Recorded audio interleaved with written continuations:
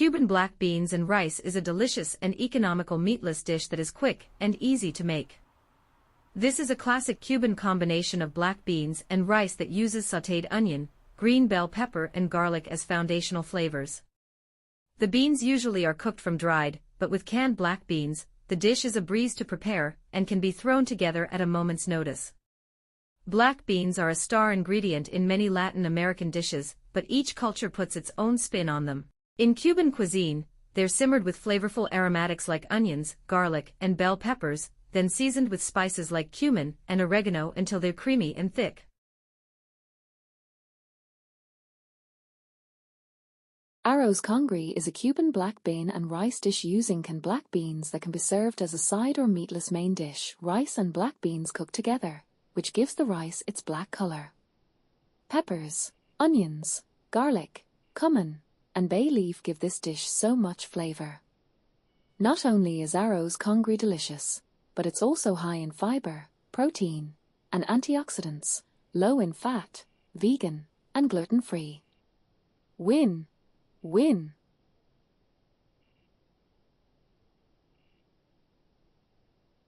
Instructions. In a heavy medium-sized pot, heat oil on medium heat. Add onions, peppers and garlic and sort until soft, about 4 to 5 minutes. Add rice, beans, water, cumin, bay leaf, oregano, and salt and pepper.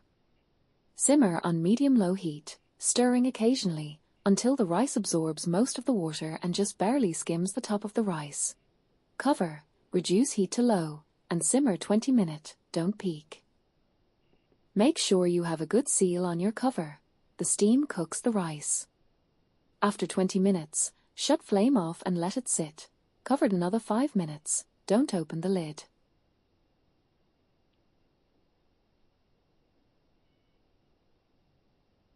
Cuban cuisine is largely based on Spanish cuisine with influence from Taino, African and other Caribbean cuisines. Some Cuban recipes share spices and techniques with Spanish, Taino and African cooking, with some Caribbean influence in spice and flavor. This results in a blend of several different cultural influences. A small but noteworthy Chinese influence can also be accounted for, mainly in the Havana area. There is also some Italian influence. During colonial times, Cuba was an important port for trade, and the Spanish ancestors of Cubans brought with them the culinary traditions of different parts of Spain. As a result of the colonization of Cuba by Spain, one of the main influences on the cuisine is from Spain. Other culinary influences include the Taino, the indigenous people of Cuba, Africa, from the Africans who were brought to Cuba as slaves, and French, from the French colonists who came to Cuba from Haiti. Another factor is that Cuba is an island, making seafood something that greatly influences Cuban cuisine. Another contributing factor to Cuban cuisine is that Cuba is in a tropical climate, which produces fruits and root vegetables that are used in Cuban dishes and meals. A typical meal consists of rice and beans, cooked together or apart.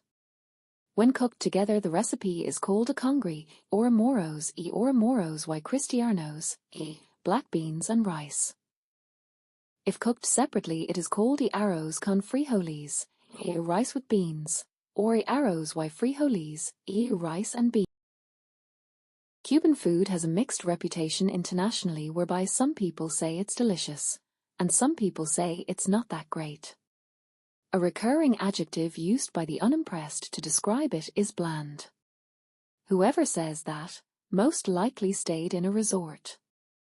Then, there's the disappointed, folks who travel to the island with the naive idea that Cuban food was spicy, only to encounter the opposite reality that Cubans have zero tolerance for spicy food. In this article, I'll explain what traditional Cuban food is like, why it's delicious and what you should do to eat well in Cuba.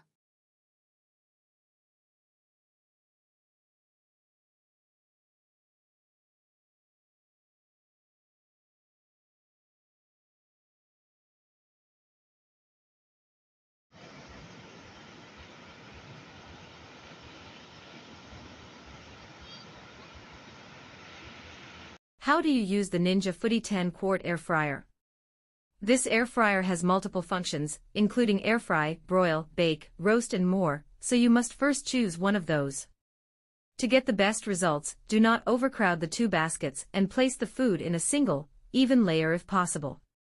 To help it crisp up more evenly, toss the food using silicone-tipped tongs or shake it halfway through the cooking process.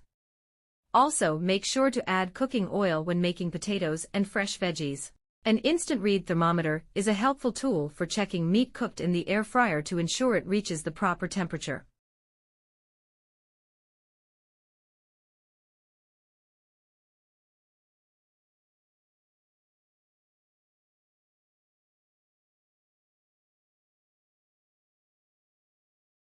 Many people have claimed to have invented the hamburger as a sandwich of a ground beef patty placed between two slices of bread. All claims for invention occur between 1885 and 1904, making it probable that the hamburger was created sometime in these 2 decades.